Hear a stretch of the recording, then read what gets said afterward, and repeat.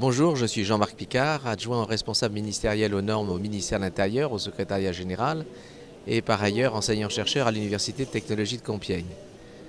Je voulais vous parler de normes, de normalisation, car aujourd'hui la normalisation est un sujet relativement à la mode et dont on parle beaucoup et dont on a parlé dans le cadre de plusieurs conférences.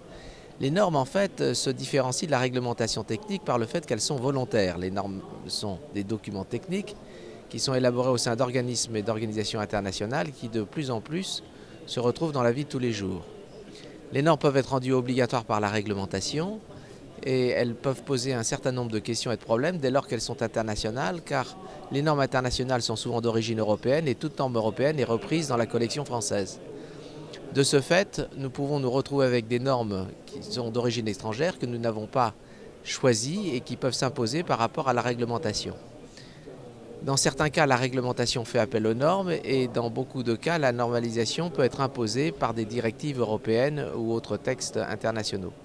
C'est pour la raison pour laquelle on appelle ça, la normalisation plutôt fait partie de ce qu'on appelle le droit mou, la soft law, et qu'elle est sujet à beaucoup d'interrogations aujourd'hui. Et nous sommes là pour répondre à ces différentes questions lors de conférences et lors de différents ateliers, car nous allons retrouver la normalisation dans le développement durable, dans la gestion de crise, dans la sécurité des territoires et dans nombre de sujets qui sont abordés aujourd'hui.